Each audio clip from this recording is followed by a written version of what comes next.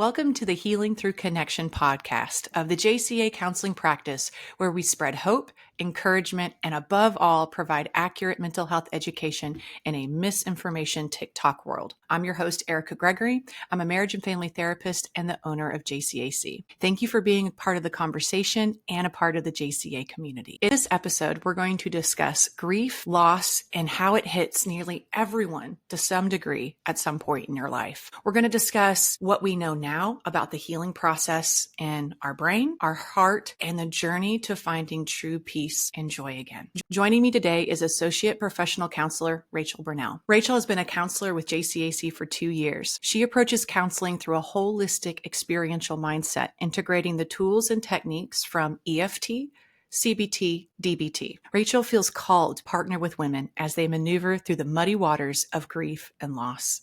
She meets you where you are, and she desires to help you move through grief. I've been working with Rachel for a long time, and she is fabulous with her connection with clients and the ability to really help them feel seen and heard. Welcome, Rachel. Thank you. Feel so lucky. Work for you and now get to do this podcast with you today. I'm nervous, but I'm so excited. It's an important topic that means a lot to me. So to start with, can you share a little bit about how you got into this niche of working with clients with their grief? Yes, I had this one client come along the way, and she was working through grief and specifically on the loss of not being able to get pregnant. My story and her story just aligned in such a beautiful and impactful way that she made such an impact on me. And I felt maybe I'm going to become a grief therapist. I really love working with women, coming alongside of them, and specifically when they're going through grief. My own journey as well has led me to feeling called to grief specifically. A couple trainings that I've done have just inspired me. Wonderful, wonderful. Often when people think of the word grief, they think of death, dying, that kind of loss, the loss of a friend, the loss of a loved one. But grief is broader than that. There's a lot of different ways we grieve or we experience loss. So if you could, can you define what grief is and the different ways we experience grief? Yeah. And I think first, Erica, one thing that comes to mind, just because this is such a broad topic, and so I know so many different people are going to be listening that have a very different story. And it's never about comparing whose story is worse, right? Or whose grief is more painful, because I heard David Kessler, who we're going to talk about and I will refer to a lot in this podcast. He said that the worst loss is your loss. And that is so true, right? I am so sorry for the pain that each of my clients go through, because I don't feel that pain. I feel my pain, right? And they don't feel my pain. I don't want to ever act as if I know the feeling of what somebody is going through in their grief process. Grief is a wide category. It's really the death of something, and that can be the loss of a best friend that you had for a long time. Maybe you switch jobs and the coworker dynamic is not the same, right? And it's not as fun to go to work anymore. Or maybe you're going through a divorce, or maybe you lost a child, or maybe it was the death of a mother or a friend. So or a loss of an idea, a loss of a vision, a loss of a career. There's so many ways we can lose things that are really dear to us. Yeah, really one of the hardest parts of grief is grieving what was, what you no longer have, right? And sometimes we don't realize what we do have until it's gone. That's kind of cliche, but true. So it's true. Like that with the pandemic, we didn't really realize different pleasantries that we enjoyed. And so we grieved the loss of those simple things like hugging each other or getting together, or maybe even doing your grocery shopping in person, even though a lot of us now still pick up, myself still really included. Enjoy it. But there's so many different circumstances. And I think the first thing really is just learning to be aware of your grief, calling it what it actually is, right? That it is grief, and feeling the feelings of that. Avoiding it is not going to ever get you through it. Often counselors, when working with grief, I know this is how I was trained, we're trained in the 5 stages of grief. What's your experience with those 5 stages, and how do you incorporate them into your practice? I would unpack the 5 stages of grief, how they're used in counseling as the framework and the patterns that have been identified for how people work through grief. It's not linear. It's not sequential. It might be for you. For people that haven't heard of the 5 stages of grief, those 5 stages created by Elizabeth Kubler-Ross are denial, anger, bargaining, depression, acceptance. And we'll touch on that more throughout this podcast. And then there's also the 6th stage of meaning added to that by David Kessler, who actually studied under Kubler-Ross, the importance of that finding meaning 6th stage that is newer to our psychology studies and literature. Those 5 stages, if people haven't heard of it, help in giving people a love normalcy of like, oh, that's what I'm feeling. So that's normal, right? Or yeah, that's where I'm at. Like when your maps go, we've lost connection, right? Now you have no idea where you're headed. This can feel like a GPS of just helping with, oh, that's nice. I can't even figure out where the next step is, can maybe serve as that. So it's just there to help us identify maybe what we're going through or where we're at in our grief process. And help organize the different places we can land in grieving, whether that is depression, anger, somewhere in between. We're going to move through this like it's a wave, and different waves are going to crash into the shoreline just like they do at the ocean. And these 5 stages, the different waves that are going to come crashing inside of denial, anger, bargaining, depression, acceptance. You will likely hit all of those stages at different points, and even more likely you'll bounce back to other stages a couple times. I know for me in my journey, it was like, wait, was this a setback that I'm feeling angry again when I thought I had gotten to acceptance? And that is just not the case. You just have to acknowledge, no,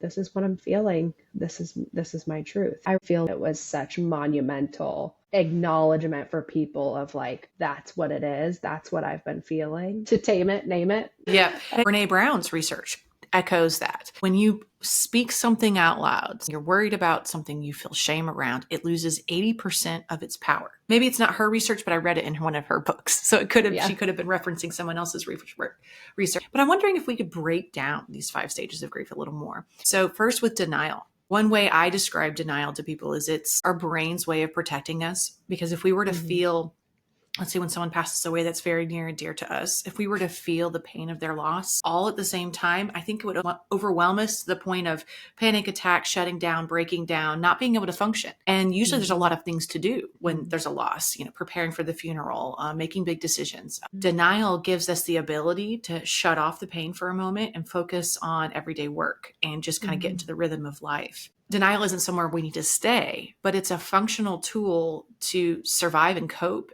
continue to provide for our families, or continue to make food. Yeah. I mean, let's not deny how powerful our brains were designed to be. They go into survival mode, right? They respond for us to protect us. Don't add to the grief by hating how you've survived, right? Thank yourself for showing up, for doing what it needed to do to get you through. I think that what you just said painted it perfectly. How can you plan a funeral if you're actively allowing yourself to really sit in the depression stage or the anger stage? Not much will get done.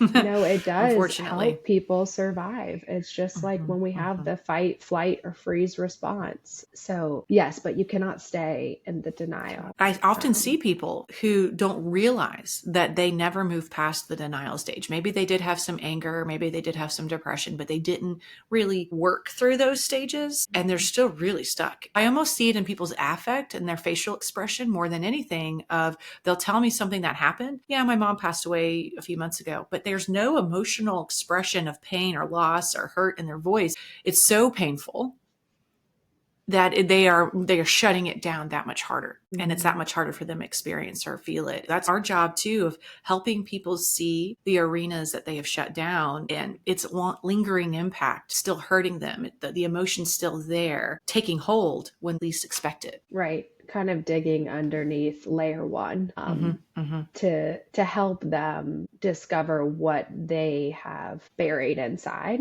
that is there. I think with the anger stage specifically, to me, it doesn't just have to be that anger feeling. I think that's oftentimes what it is, because you're angry that something was taken from you. It's like wrestling with the problem of evil. It's not fair. It shouldn't have Yes. happened, right?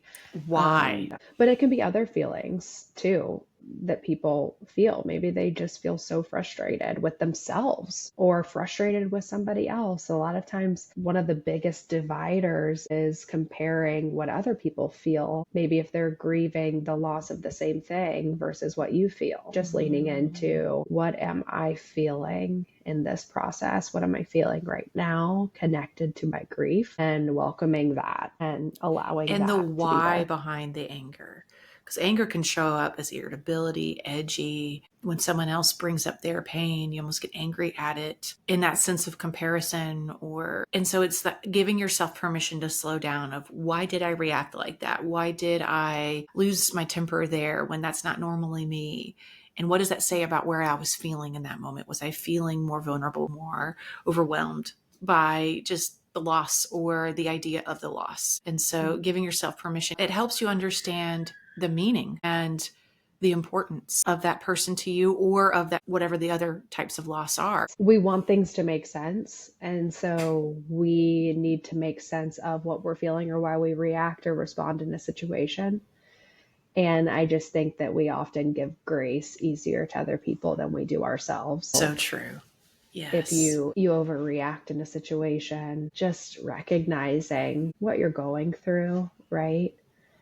I'm not saying that you don't have to apologize or go back or work on something, right? But because we're all still responsible, it just helps us understand what's happening underneath on the inside, make sense of some things that we do on the outside. Depression is one of the stages of grief, but it's often when people are going through grief, depression is the one that they associate grief with. But there are other pieces to this puzzle, like bargaining. If you could talk a little bit about bargaining and what role it plays when people are going through grief. Bargaining is you trying to put this loss into a box and wrap it up for yourself. Almost like, this is what I need it to be or what to happen to work for me, be able to survive, right? It's the opposite of acceptance in my mind, because you're still running like, if I had only, maybe it wouldn't have happened. If they had only, when I experienced the loss of my grandmother, and she was a very heavy smoker. And so it was said a lot in the family after her loss, if she had only quit earlier in her life, maybe she would still be with us. Then it's almost like I'm fighting the reality. If that had happened, then I wouldn't be experiencing this pain. So it's almost like coming up with different scenarios. And it can also look like beating yourself up too. If I had answered the phone, I wish I didn't have, last thing we said to each other was anger, or what have you. It's like that wrestling with organizing why it happened. What's my role? I don't want to accept that this has happened. It's too painful. I think that organizing is kind of what I was alluding to in my brain. But I feel like what you just said, so true and beautiful. And it also just made me think of how similar the stages can feel, that maybe it will be how hard they can for so some much people. overlap. Yes, it can be hard for people to even identify when they're in the muck. What stage am I even in? And they're not sequential. But because bargaining kind of just now felt like denial, and denial can maybe feel like bargaining. So that can That's happen so in your true. journey. Absolutely. And what's the role of acceptance? A lot of people associate the word acceptance with, I'm okay with it. I'm good with it. I like it. And that's absolutely what acceptance is not. So how do you explain acceptance to clients, and why this is a goal we're trying to get to? So 1000%, it's not accepting that you're okay with the loss, right? That you're good with it. If somebody dies, it's never okay. You're always sad, right? It's always going to hurt. There's always going to be a pain associated with that. It's almost accepting that reality, right? What you're going to live with, yet how you're going to be able to continue to live. It's literally wrestling with the tension of that. But I think that that's why I love the sixth stage of meaning and making meaning, because David Kessler leading grief expert, found that through his own journey after losing his son, that when he got to acceptance, it wasn't good enough. He needed something else. And so he actually went to the Kubler-Ross foundation and asked permission to expand and add this sixth stage of meaning. And they granted him permission to that. And he saw the making meaning stage as finding purpose in the pain. And it became like a cushion, he said, or a life raft for him that he realized he didn't have before. So 1,000 times over, he'll take his son back. It's Right, not of a course. replacement, but it helped him in making meaning of what is so devastating and feels so impossible to ever move forward. And it makes sense that acceptance is a necessary stage in getting to the meaning stage, because you have to accept here it is. So acceptance to me isn't I like that it's there. It's just this is a microphone. Here it is. It's neither that I like it or dislike the microphone, but it exists and it's right here in front of me. And so once we have that acceptance, we can do something with it. But if I denied this microphone's existence and I kept getting recorded and I'm wondering why I'm getting recorded, then I'm not moving anywhere. I'm not resolving anything, right? So having that sense of acceptance, then we can do something with it. It's the power of acceptance, especially in the DBT literature with their term radical acceptance. You have empowerment. Now you can manipulate and manage your emotion in a totally different way versus when you're in denial. You're suppressing, you're pushing down, you're bartering, you're debating, you're lost in your thoughts, you're hitting depression, you're kind of moving between all of the stages of grief. The grief almost has control over you.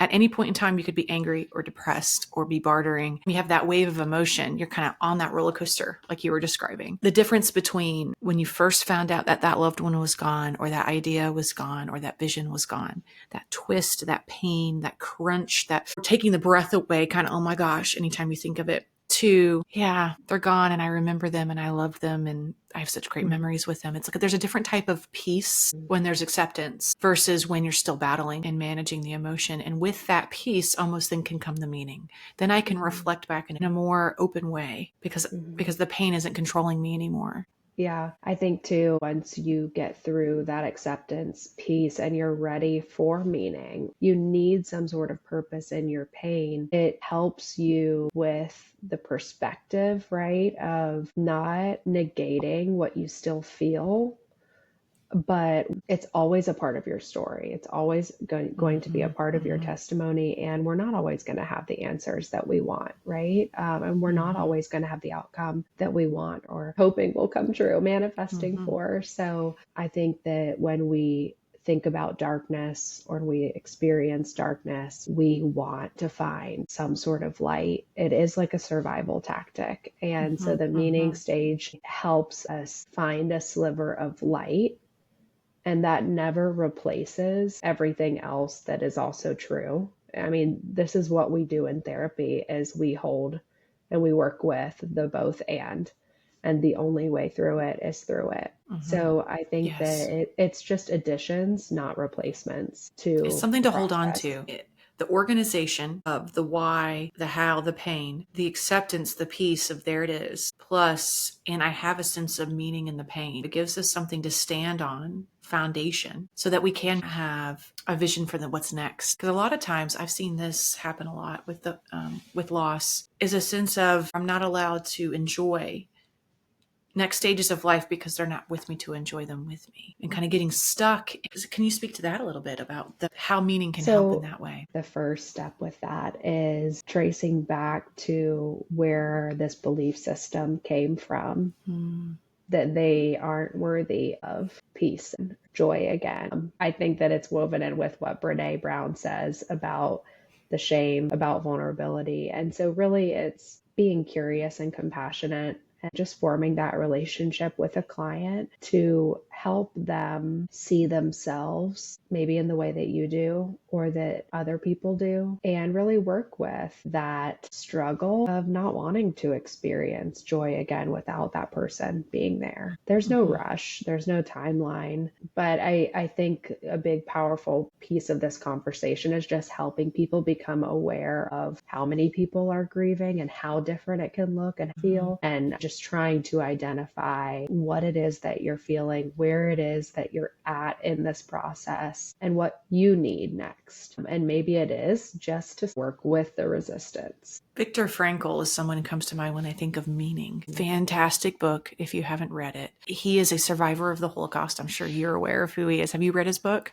Yes, A Man's Search for Meaning. Man's Search for Meaning, yes, by Viktor Frankl. It's his story of the Holocaust. And the first half of the book is a tough read, really heavy, of what he experienced as a Jew in the concentration camps and all the loss he experienced. Basically, he was the only survivor of his whole family, and how he moved forward from that. So he's set apart in that he was a psychotherapist. He was a researcher of our emotional mental mind. And so one of his survival tactics is he pretended that he was studying how do people experience trauma like this, and witnessed the others around him and took notes. He made some really startling discoveries in the power of meaning. And the second half of the book is how he was able to create meaning for himself after such a horrific experience, after so much loss. Can we speak just the power of meaning and how much we need meaning?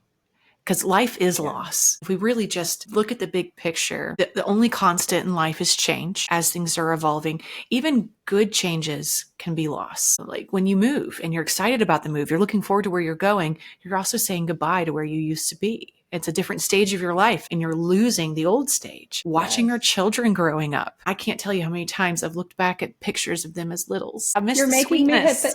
You're making me hit the denial stage. But when you have an 11-year-old who's jaded, who rolls their eyes at you regularly, and they used to be your snuggle bug, you grieve the loss of their sweet, cute innocence before they started becoming a jaded teenager. Those sweet moments. And so even though that's good, they're growing up, he's becoming a young man and she's becoming a young woman. That's a beautiful process, but there's also loss. And so the importance of meaning and purpose and as we're coping with all of this. Well, I think with the importance of meaning, one thing that just came to mind when we talked about those sweet moments of cuddling your son is holding on to that moment, right? Of that you had that moment and how special it was, and looking for moments that you're having now. A lot of times we have our blinders on because we're looking for specifically what we think we want and need. Looking for moments, even if they're small, and cherishing those moments, recognizing the importance of those moments. But I think speaking just to A Man's Search for Meaning and how powerful his discovery of having those that had a reason for living persevered longer, lived longer. When we found that laughing or smiling cures cancer, things are connected. Making meaning helps us live with the grief. So I think that it's such a powerful thing, and that Viktor Frankl's book speaks to this difference in those that never find meaning or never make meaning versus those that did. And I think him above anybody else could ask the question, why did this happen? Why me?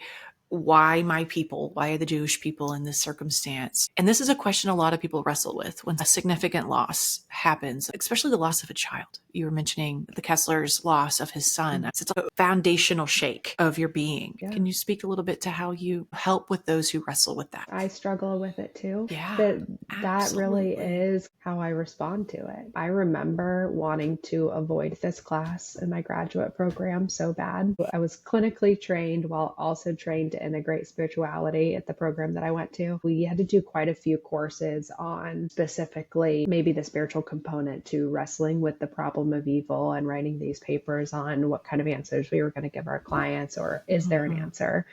And the fact of the matter is, we're all going to go through trials and tribulations. We're all going to experience loss, and so many things have happened and are going to happen that aren't fair, shouldn't happen, are evil, and we don't have answers to. If I get stuck in must have this answer, then I'm going to miss out on so many other things. So some things I have to chalk up to it's bigger than me or his thoughts are higher than mine. I don't sit here today talking like as if I know everything about grief or even my own journey. We're all learning. My approach when people are wrestling with the problem of evil is that I'm wrestling with it too, and just normalizing that wrestle. When we're talking about loss, death, and dying, the spiritual component often comes up no matter which faith you're coming from. Is that something you incorporate in with your clients? Is that something that can create a lot more meaning, a lot more purpose in the pain? Yeah, I think when clients want to integrate their spirituality into counseling, I love to do that because I think that we are spiritual beings. And so that's a piece of our puzzle,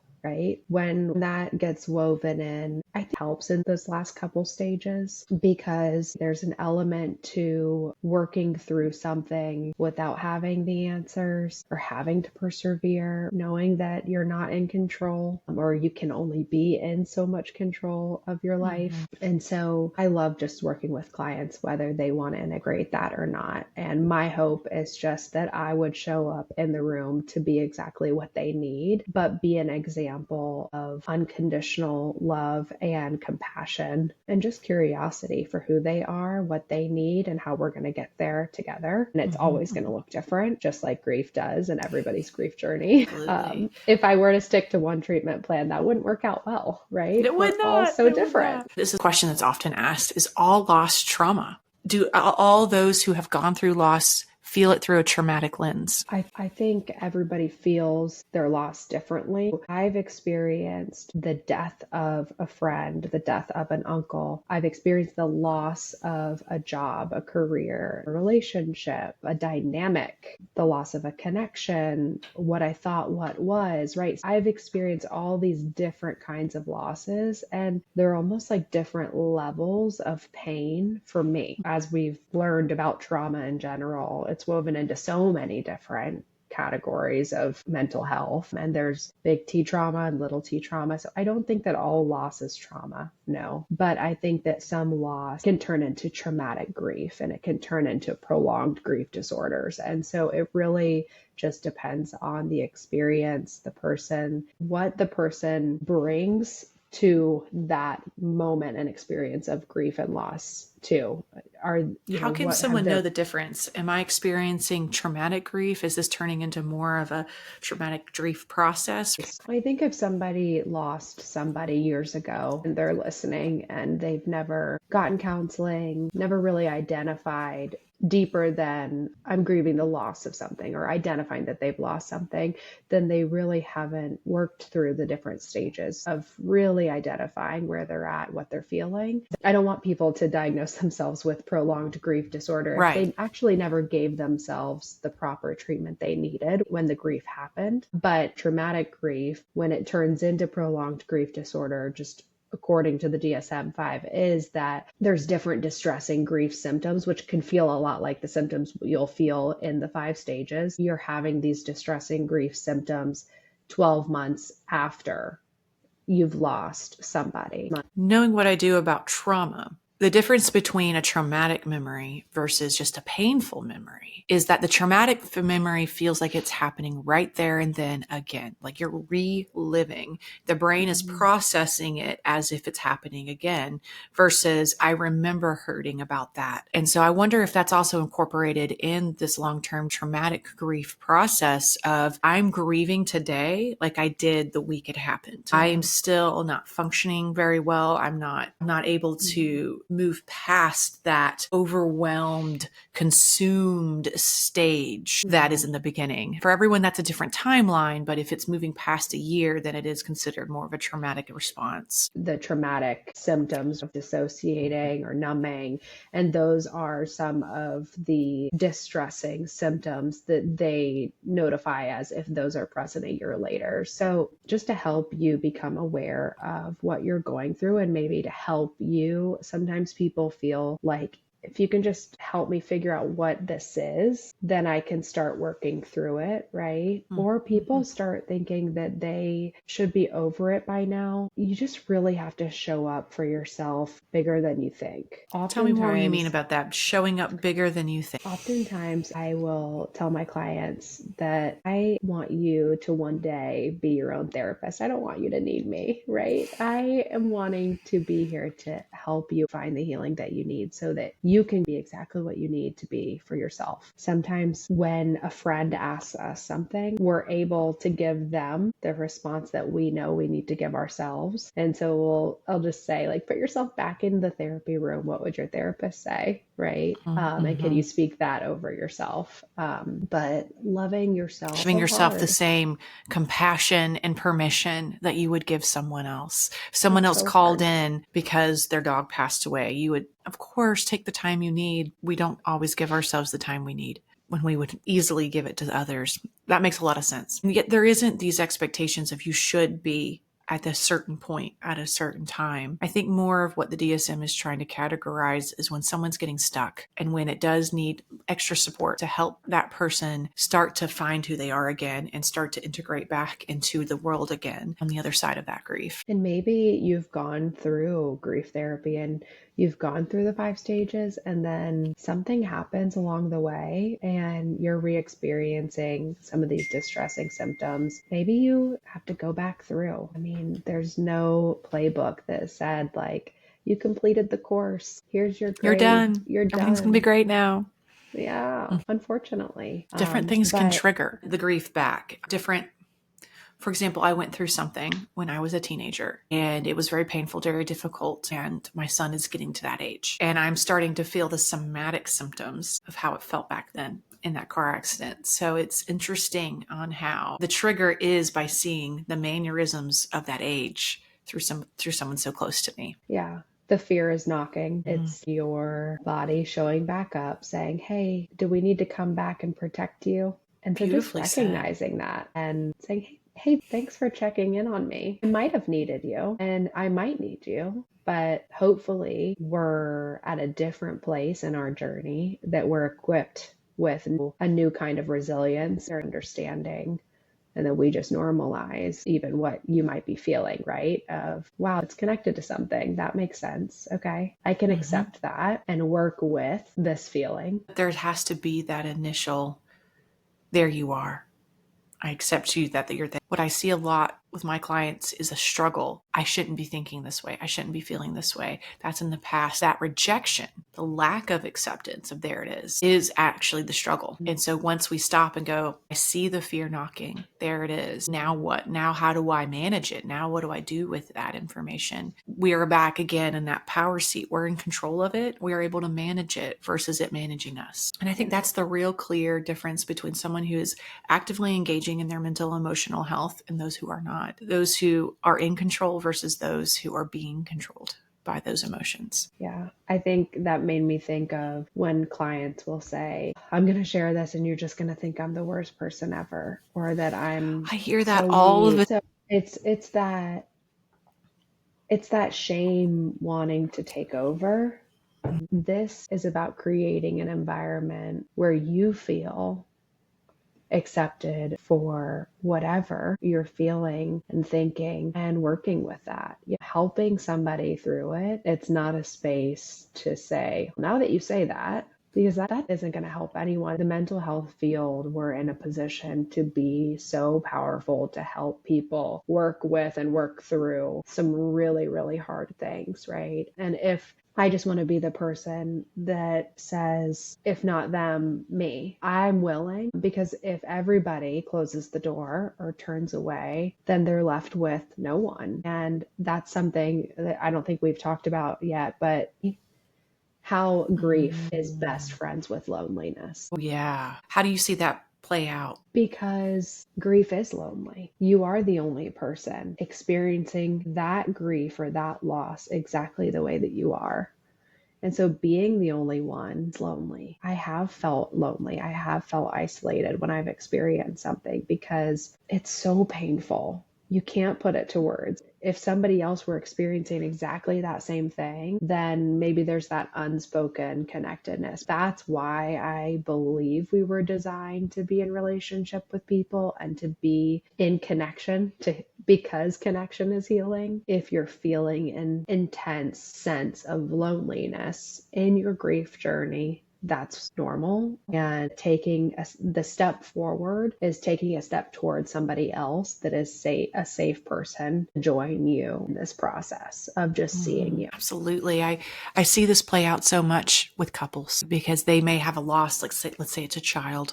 They both very much dearly loved that child, of course, but their own grief journeys are going to be very different. And that can be very lonely and isolating when there's that we should be together in this, but there is a lot of loneliness in what you're experiencing through your lens of grief. And I see a lot of this breaking relationships because we have the wrong expectation and we can get mad at each other for not grieving the right way or getting stuck in a place that I'm not stuck in anymore, expecting the other to be on the same page as you through that loss. Back to acceptance, accepting I'm going to be in a different place than you potentially all the time, and that neither one of us can really be strong for the other right now because we're both down. I know you've worked with so many couples. I've read that more than likely it's not the actual loss that causes a divorce or leads to a separation, but it is the expectation of how the other person should handle the loss in accordance with how you handle it.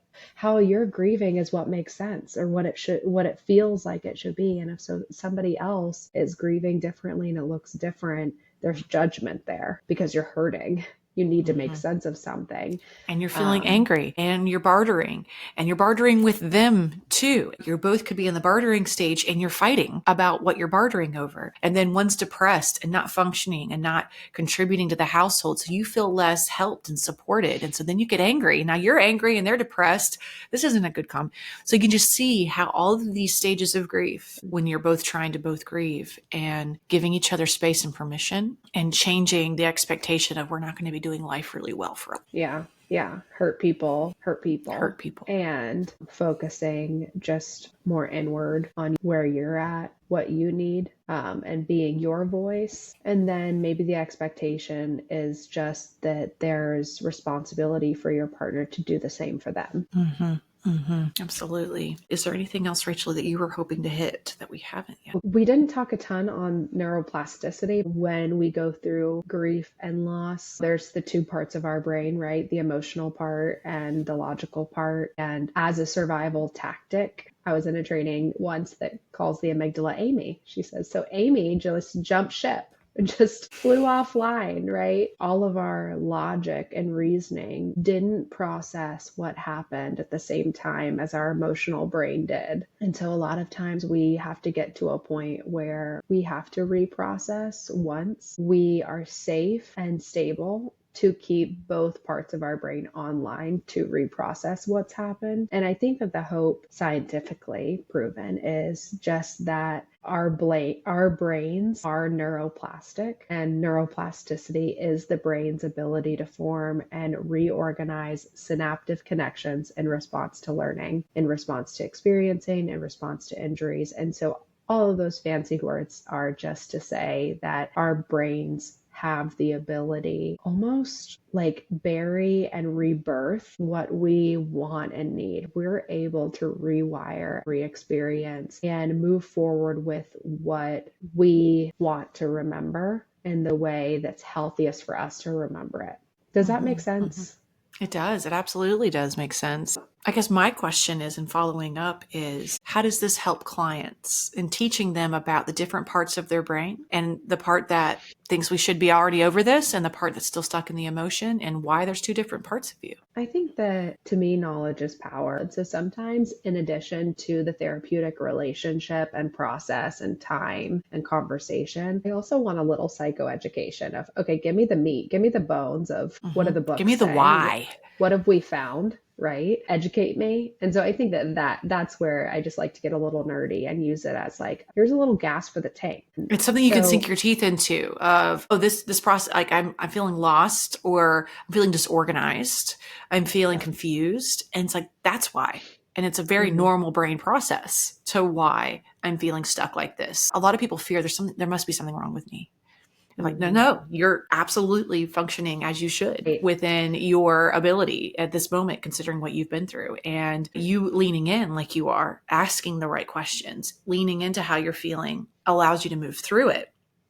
Because if you walk through it, you're going to get on the other side. But if you're trying to avoid, go around the different ways, you're just going to get stuck in the mud. Yeah. Yeah. I think we can take however many detours we want, and it may be helpful to take some detours, right? We may not be ready. But for me, it is learning about that helps us grow aware of what's happening inside of us. What is this? What am I doing right now? And so when I learned about that, it made sense, which I like. I love when things make sense, especially when we're working with things that often don't make sense. And so just working with that, adding that to our toolbox for how we function, how we operate, how we heal, how we move forward with the things that we want, which ultimately I believe people want more peace, joy, healing. People want purpose. People want meaning. And so that's just another thing to add to the toolkit. Absolutely. Well, I'm so glad, Rachel, we got to hang out today and unpack this, such an important topic, especially in the counseling world, with so many people hurting, so many people going through different layers and phases of loss. If you're interested in speaking with Rachel one-on-one, seeing if she's the right counselor for you, we'll be putting a link in the description below where you can reach out to us, schedule a time for her to contact and reach out to you when it's convenient for you. She's able to work with anyone in Georgia virtually. Anything you want to leave anyone with? Just thank you. Thank you for having me on and having this conversation. It is needed because it's what people experience. Ultimately, I just want to always come across that I'm so sorry for the loss that you're experiencing, right? The pain that you're experiencing. And I hope that somewhere in this, there's some piece of information or something that helps give you a little direction for what next step they can take, right? And just a sliver of hope, because that can be hard to find sometimes. But absolutely, if we look hard enough, hopefully, no pun intended, we'll find it. Well, thank you so much, Rachel, for being with us today. And in our next podcast is actually going to be a live podcast. I'm looking forward to trying that out. And so hopefully you all can join us there. We'll be posting information on our social medias and on our YouTube channel regarding when that live podcast will be. Thank you and have a good rest of your day.